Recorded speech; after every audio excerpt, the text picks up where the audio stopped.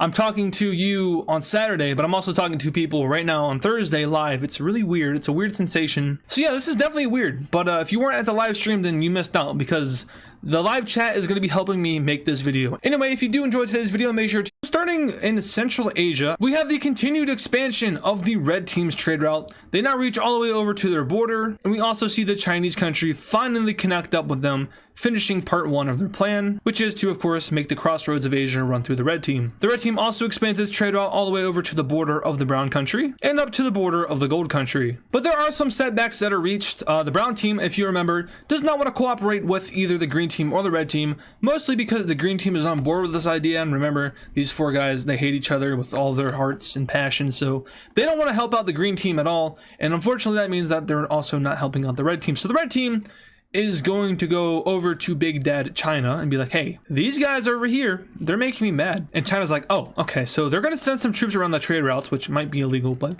they arrive in the red team country and they line up on the border of the brown country. And the brown country is like, whoa, it's not that serious. So the brown country agrees to an extent to allow the red country to build the road through their country at their own expense. And of course, this is going to make them be a little bit like pitful. So they're not going to link up any of their major cities because screw you. But eventually the red team is going to be exhausted of their resources. They're not going to be able to continue on because they're going too far into brown team territory, and they're still not being super cooperative. So at this point, the green team's like, you know what, I'm going in. And the green team starts building the road, and immediately the brown team declares war on the green team. So the brown team starts to send troops right into the green team, kind of to the surprise of the green team, but they also sort of saw it coming. So brown team of troops start to advance towards the capital of the green team, but not so fast because a green offensive takes place up north, which is aimed at cutting off the supply line for these troops, which, you guessed it, is the road that they're building. They successfully managed to sever their supply lines, and these troops are forced to fall back down south towards their capital. Now remember, this isn't just 2 angry countries, this is 4 angry countries. So the yellow team seeks their opportunity to pounce on the green team. They start invading up through the north and head straight towards the green team's capital,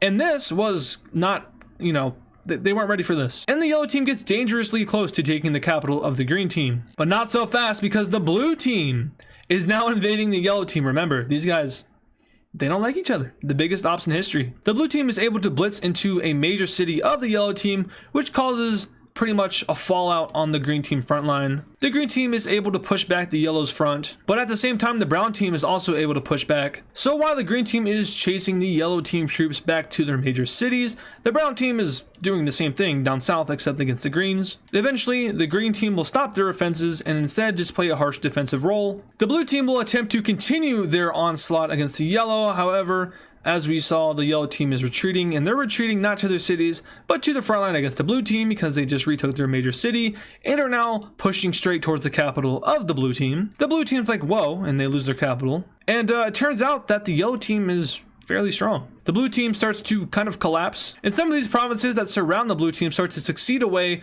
into the gray country. Remember, it was a revolution, I think, that broke away from the blue team. So some of these guys are like, nope, we're joining up with them, we're out. And overall, we eventually see the surrender of the blue team over to the yellow team. But while the yellow team is distracted, the green team comes right back up and starts pushing right towards their capital. This is mildly inconvenient though, because the brown team is once again starting up their counteroffensive, and it is not looking good for the green team as brown team troops near the gates of their capital city. But this wouldn't be Central Asia without another third party. What is this, like a 6th party at this point? The red team will join the war now, invading into the brown team and pretty much foiling any plan that they might have had. It turns out the red team and the green team have been plotting this from the start. The red team has just been gearing up with the help of somebody to invade into the brown team and blitz right towards their major cities and capitals. The red team's speed is pretty astonishing. They're using technology that the brown team has never even seen before, and their capital city is quickly taken. Now, this isn't the prettiest of front lines, but it's most certainly effective. The green team is able to quickly push back against the brown team, and they eventually meet up with the red team in the capital city of the brown team. And from here, we have the surrender of the brown team. So now the war is taking place between the yellow team and the green team. The fighting will go back and forth for a few weeks until eventually it is stalemated and the 2 sides agree to peace. And now we can go ahead and take a look at a peace treaty between all of these countries. So in this peace treaty here, we can see that Central Asia is looking a lot worse, but maybe not as bad as it could be. If I hide the provinces, it doesn't look too bad, but if I show the provinces, it looks a lot worse than it is. But the blue team gets absolutely wrecked in this war. Of course, those 2 provinces that left them are going to succeed away fully. They join the gray team. The blue team does still remain. However, they only have 4 provinces now. The yellow team took a bunch of it, plus their unorganized land up here. There was no border change between the green and yellow teams. However, the brown team got split into 2, and this is going to lead to a very predictable event. But obviously, they're going to split into 2 different countries. They obviously don't border each other, so it's going to be hard to maintain any kind of contact. There is one issue, though. These guys don't have a major city. So they're going to make one of their larger towns into their major city, and of course, that's immediately going to be promoted into their capital because, as we know, they don't have a capital. As for the brown team, they were lucky to escape with one major city that will become their capital, and the blue team was able to keep theirs. So all is good there.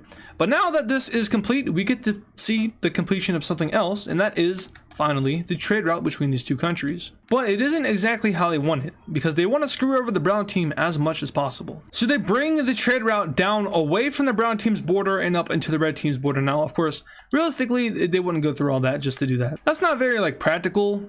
It's also kind of a douchey move. But hey, you know, maybe the hate is that bad. Who knows? But now the Asian trade routes are looking something like this. Now the red team just needs to get into contact with the gold team, who has been a